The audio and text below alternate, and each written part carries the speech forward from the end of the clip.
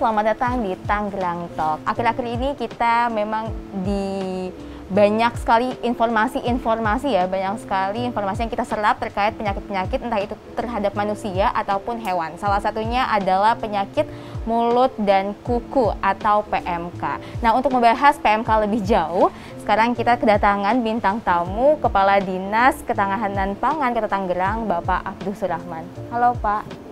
Halo. Apa kabar? Alhamdulillah baik. Iya, kalau kemarin-kemarin kita ngobrol soal KWT ya Pak ya, gimana di tengah pandemi masyarakat bisa memanfaatkan lahan sekitar untuk kebutuhan pangan sehari-hari. Sekarang kita akan membahas salah satu penyakit yang sekarang lagi happening juga Pak di tengah masyarakat, yaitu penyakit mulut dan kuku. Mungkin Pak Abdus boleh sedikit jelasin secara singkat sebenarnya PMK itu apa sih? Ya, penyakit mulut dan kuku ya jelasnya. Jadi virus itu menulari hewan-hewan berkaki empat, terutama sapi, kerbau, termasuk kambing dan domba ya. Termasuk juga babi di dalamnya. Jadi hewan yang terkena virus itu kemudian menunjukkan gejala sakit. Yang paling jelas terlihat itu salipannya banyak ya. Jadi air liurnya itu keluar optimal gitu. Kemudian ada peradangan di sekitar mulut, termasuk juga di sekitar kuku gitu. Dan penyakit ini karena dia dibawa oleh virus atau virus yang membawanya, ini cepat sekali menular. Dengan masa inkubasi itu 0 sampai 14 hari gitu. Tetapi ini bukan penyakit yang harus ditakuti, karena dia faktanya juga bisa disembuhkan.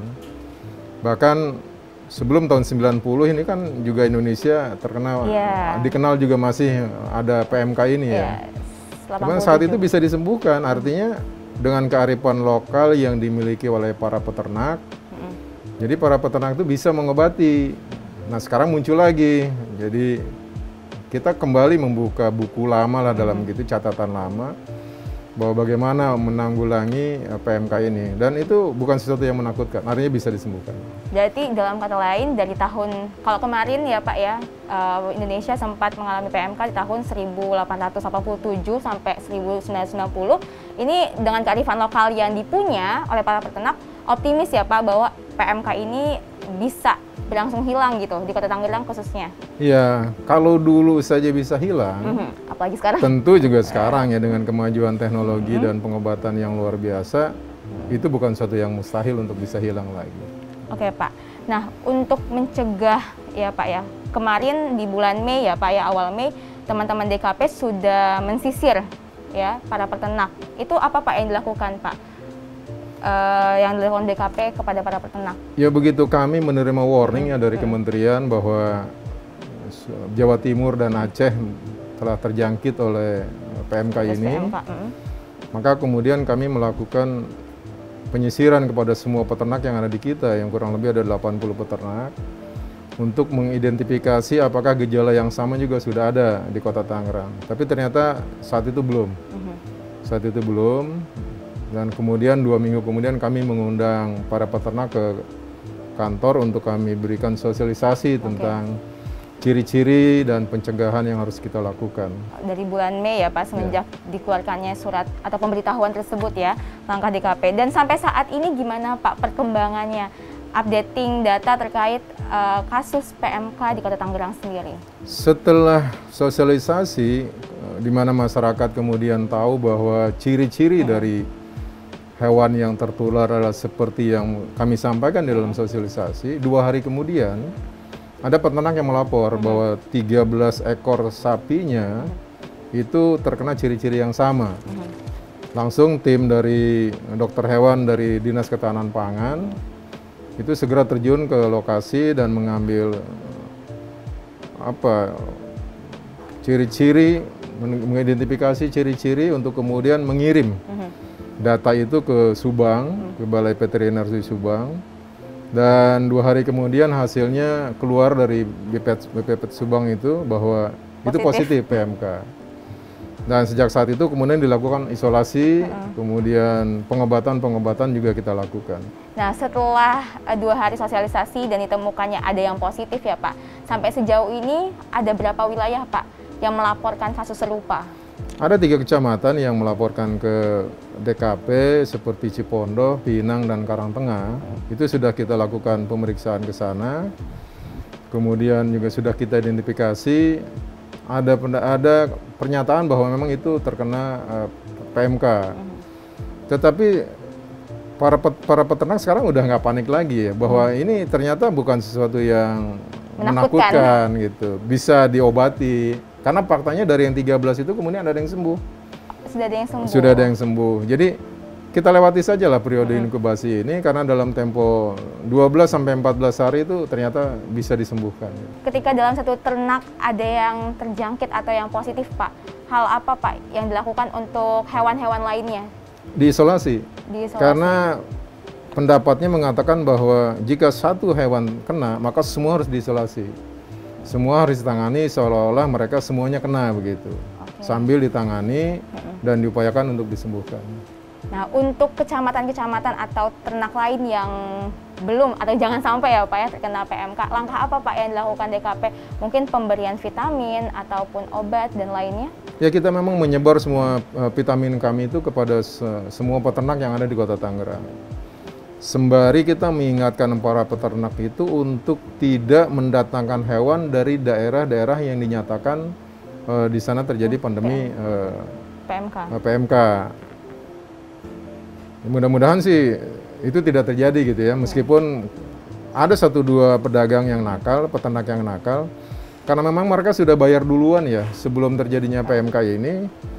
Jika mereka khawatir kalau tidak dikirim, itu uangnya hangus gitu loh. Iya. Uang pembayaran awal itu yang dilakukan.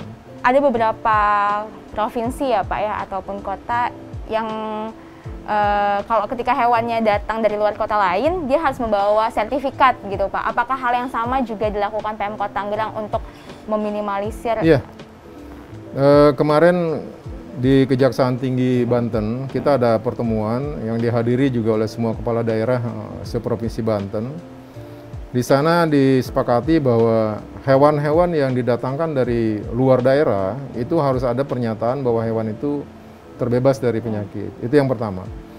Yang kedua, seprovinsi Banten juga menyatakan bahwa maksimal kedatangan hewan masuk ke Provinsi Banten itu adalah akhir Juni.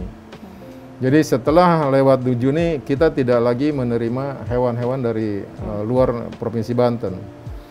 Jadi kenapa harus akhir Juni? Karena masa ini dengan perhitungan masa inkubasi, jika ada hewan yang kemudian begitu datang dan dia sakit, maka dia masih sempat kita isolasi, masih sempat kita perhatikan, masih sempat kita upayakan untuk proses penyembuhan. Jadi batasnya 14 hari ya Pak ya sebelum... Ya, cuma untuk pembatasan masuk ke Provinsi Banten itu akhir Juni ini.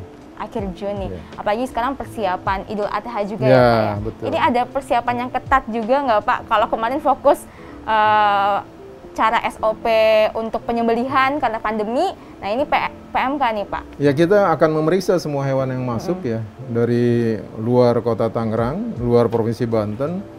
Yang datang sebelum akhir Juni itu kita periksa secara penuh. Manakala ditemukan gejala pada hewan-hewan itu gejala PMK, maka itu kita keluarkan dari barisan untuk kemudian diisolasi oleh pedagang itu sendiri. Karena kita belum menemukan tempat untuk melakukan isolasi, jadi belum ada kesepakatan tentang itu. Jadi diisolasi oleh pedagang itu sendiri sambil diupayakan untuk disembuhkan. Untuk sejauh ini ketersediaan hewan kurban untuk menghadapi Idul Adha seperti apa Pak? Ya, belajar dari pengalaman tahun yang lalu di Kota Tangerang khususnya, itu ketersediaan hewan kita itu baik sapi, kerbau, kambing, dan domba itu hanya mampu untuk memenuhi kebutuhan 14,8%. Jadi sisanya didatangkan dari luar. Okay. Nah, mau tidak mau dengan mendatangkan dari luar kan kita harus jauh lebih waspada ya, agar hewan yang datang itu betul-betul steril. Sehat. Ya. Sehat. Oke. Nah, yang ditakutkan kan sebenarnya dari masyarakat awam khususnya Pak ya yang tidak tahu tentang PMK ini adalah wah jangan-jangan nanti kita bisa kena virusnya seperti itu. Apalagi kalau kita nggak tahu dan kita makan. Sebenarnya itu bahaya atau enggak Pak? Enggak, itu virus itu tidak menular ke manusia ya, hanya untuk hewan saja.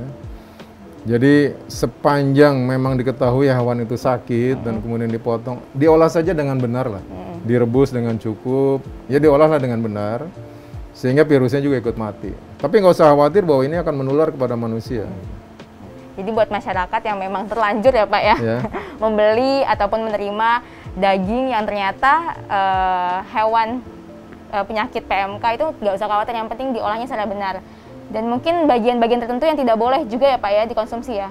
Ya pada mulut dan kuku ya. Tapi kuku kan nggak ada juga orang yang mau konsumsi ya. Kepala mungkin ya nggak boleh ya. Kepala nggak boleh mulutnya dimakan. Mulutnya aja lah gitu. Mulutnya juga. Olah saja dengan panas yang cukup, sebagaimana yang sudah biasa dilakukan selama ini, dan virusnya akan mati.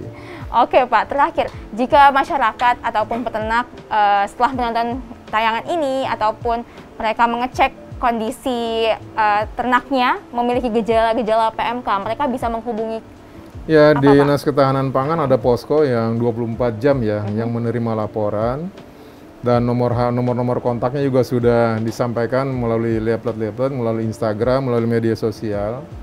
Jadi silakan melapor ke kami, nanti petugas kami akan melakukan terjun ke sana untuk memeriksa. Oke, siap. Terima kasih banyak Pak Abduh atas waktunya sudah berbincang-bincang tentang PMK ya, penyakit mulut dan kuku yang sekarang telah menjelma nih di beberapa daerah di Indonesia. Buat Sobat Tangerang yang mau tahu informasi-informasi lainnya, tetap terus saksikan Tangerang Talk setiap hari Rabu jam 7:30 malam hanya di YouTube channel Kota Tangerang. Sampai jumpa.